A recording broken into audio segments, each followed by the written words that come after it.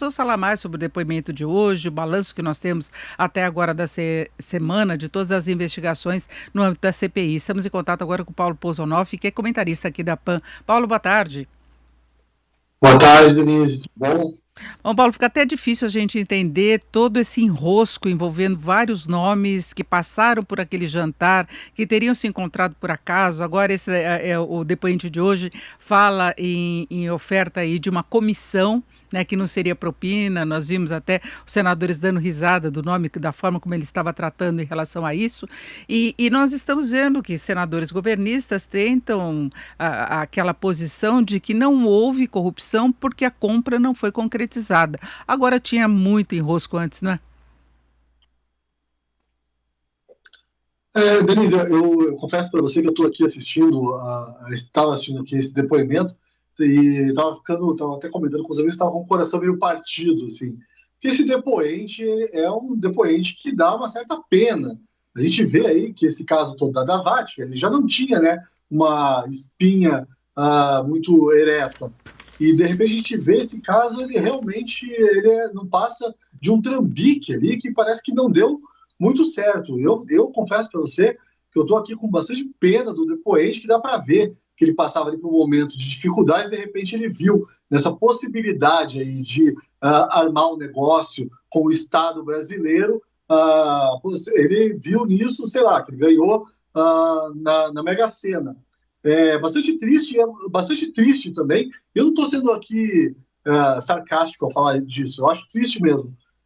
De ver os senadores também apegados a esse caso, que é um caso menor e realmente foi ali uma tentativa de negociata que existe mesmo nos meandros aí do governo, essas figuras todas que querem se aproveitar de um cofre bastante poupudo, né? Mas que não foi para frente, ainda bem. Agora é importante criminalizar, não é? Se houve de fato essa tentativa de uma investida contra o Ministério da Saúde e negociações que não poderiam ocorrer, a empresa de repente não podia negociar vacinas. Imagina, 400 milhões de doses resolveriam todo o problema do país.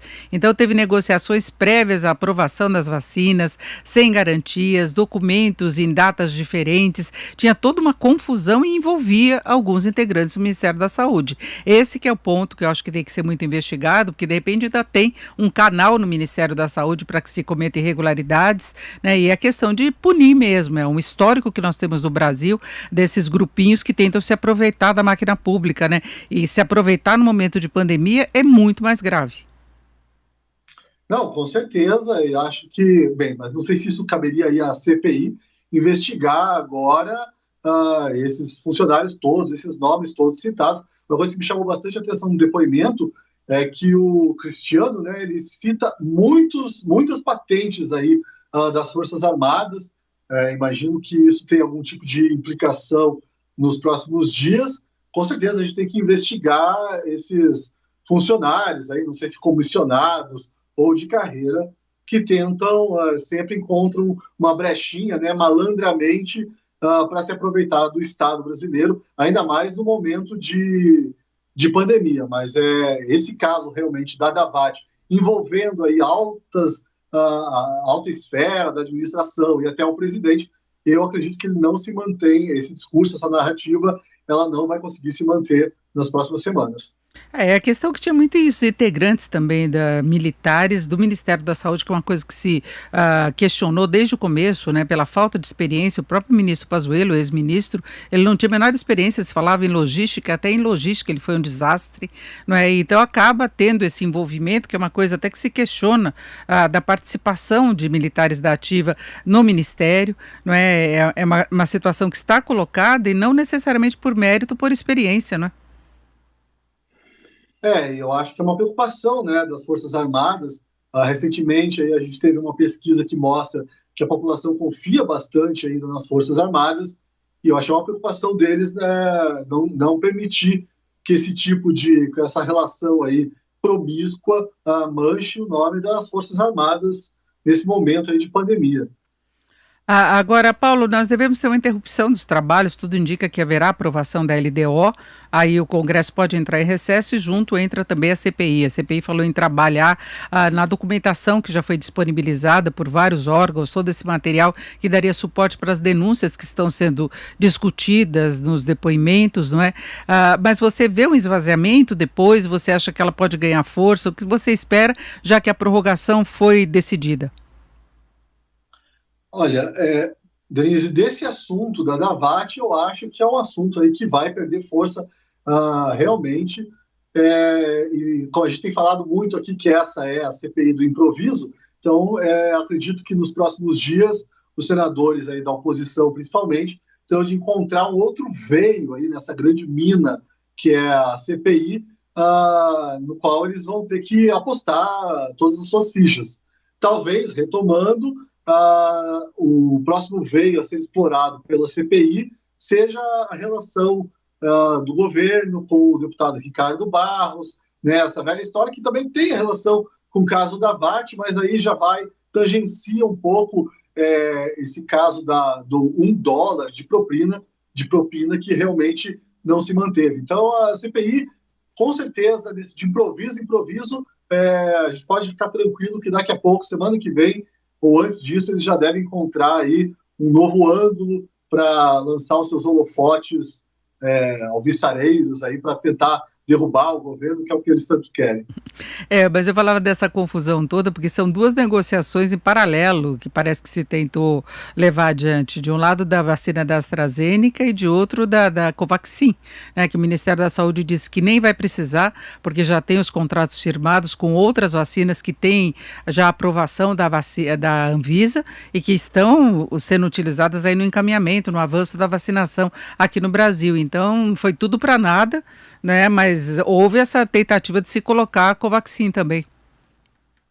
Denise, outra coisa que assim foi tudo para nada, toda aquela discussão sobre tratamento precoce, cloroquina, ivermectina, depois tinha lá se o governo fez corpo mole ou não para comprar as vacinas da Pfizer, também tem o imbróglio envolvendo o Instituto Butantan em São Paulo. Então, são todas oportunidades que os senadores aí da oposição viram e nesses 3 meses aparentemente desperdiçaram, né?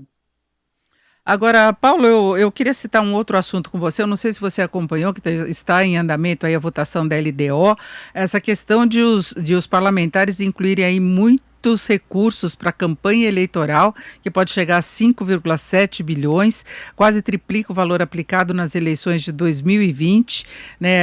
Aquele modelo de emendas do relator está sendo mantido, né? O que se chamou de orçamento paralelo, que são aquelas emendas que vão sendo colocadas aí pelo relator, que é para redutos eleitorais. A gente sabe que tira o foco dos gastos obrigatórios do governo ainda, em alguns casos, não é? E que compromete todas as finanças. Como é que você está vendo esse encaminhamento? Você acompanhou hoje?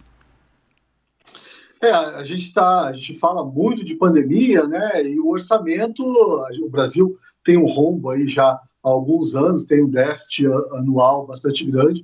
E no meio de toda essa conversa sobre pandemia, me parece que até a população em geral acabou ignorando essas discussões sobre orçamento.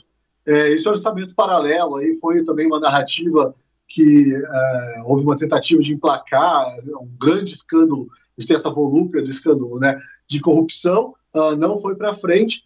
Resta saber como é que a gente tem que ficar de olho mesmo e cobrar dos nossos parlamentares que fiscalizem a aprovação desse orçamento, que me parece que essa questão toda do orçamento paralelo é muito mais uma questão imoral do que legal, né? Então a gente tem que ficar em cima e esperar que o Congresso realmente exerça o seu papel de fiscalizador aí do Executivo no uso desse dinheiro todo que existe, mas existe dentro de um déficit, né? Isso aí a gente vai acabar cobrando, pagando essa conta aí mais para frente.